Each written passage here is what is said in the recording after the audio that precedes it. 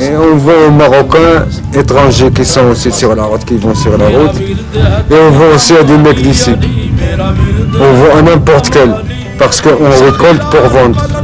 On récolte notre blé pour vendre ton blé. Tu peux vendre ta récolte. Tu as le droit de vendre ta récolte. Alors nous aussi c'est ici. Nous sommes à côté de la route. Si quelqu'un veut fumer un joint ou deux, il achète un joint ou deux, ou 50 grammes, ou 100 grammes. Tu vois?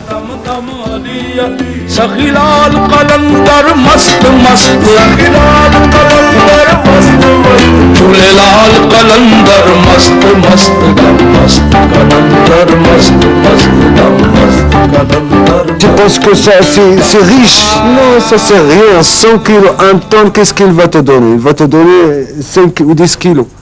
Des bons shit. Un tonne, tu vois. Tout le machin. Tout ça, tu vois que les gens sont riches. Oh, la montagne c'est riche. Mais la montagne, il y a toutes les hérité. Chacun ses petits morceaux. Chacun 50 ou 100 kilos, machin. Qu'est-ce que c'est? Pensez que c'est riche? Non, non, non. Le contraire.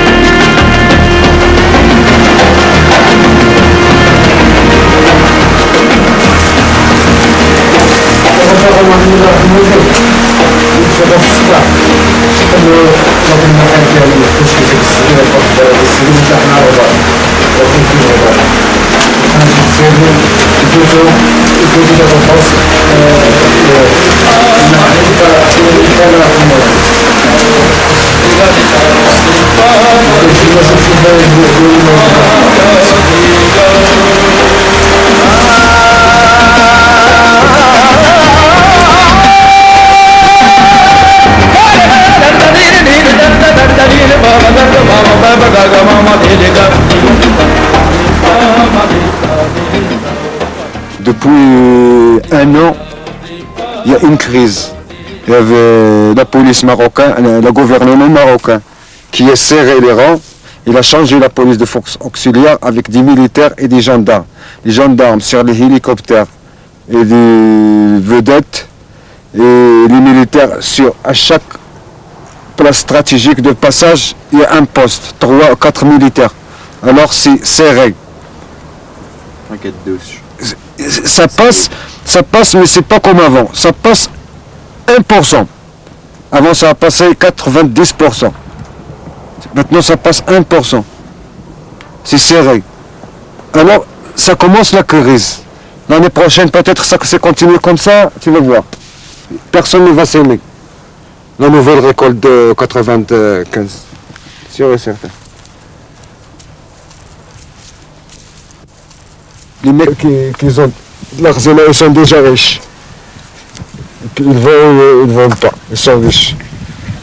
Ils ont donné du poids à plein de mecs, alors eux, ils sont tranquilles. C'est les pauvres cultivateurs qui vont être dans la merde. Maintenant, c'est un autre ordre. Ils pensent à couper la plainte. Qu'est-ce que couper la plainte, c'est pas humain. لا ما يقدرش يزولونا كما هو ما يزولوش يزولوا كل شيء اللي حادثين احداثوا ما كثرناش بعض الصلاه وجدوا كلها طالعين ديك الساعه كيتسمى كيدوبوا هما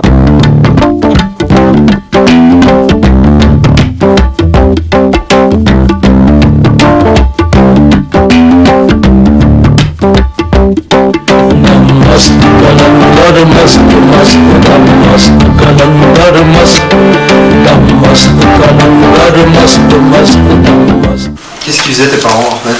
Mes parents, c'était des cultivateurs, des pauvres cultivateurs, très pauvres.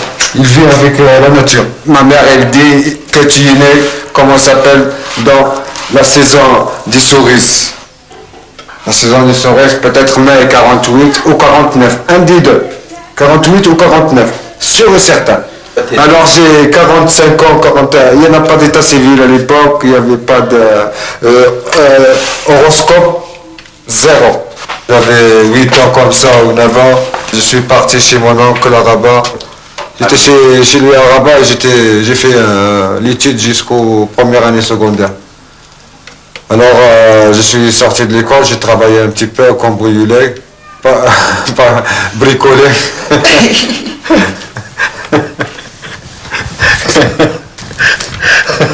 Tout à coup j'ai entendu ici, j'ai fait une visite. Ici j'ai entendu la première fois que j'ai fait une visite depuis que je suis parti. T'avais quel âge? J'avais là, c'était en 71. 49, 60, 59, 69, 20 ans, 22 ans comme ça. Alors, je suis, comment ça s'appelle, venu ici, j'ai entendu qu'il y a des mouvements européens, les hippies qui achètent à l'époque 5 kilos, il n'y avait pas de tonnes, des tonnes. Alors, j'ai commencé à voir ici, j'avais 22 ans, j'ai le droit de prendre ma terre, de marier et de prendre mon héritage. Alors j'ai attaqué ici à la forêt, ça a été notre héritage de notre terre. Les parents n'avaient pas d'argent pour bosser, pour payer le garde forestier, pour machin. Et moi j'ai attaqué à la forêt, comme tout le monde, il a attaqué, il a pris ça. Ça a commencé en 71, ici un peu de mouvement. Alors c'est ça l'histoire. En 74, je me suis marié. Maintenant j'avais 7 enfants. Alors le mariage c'est avec le kiff. La nourriture des enfants, machin, c'est avec le kiff. Tout, la construction de la maison, tout pour acheter à manger, c'est avec le kiff. Et ce sera triste si ce kiff-là disparaît de cette région. Vraiment, ce sera triste.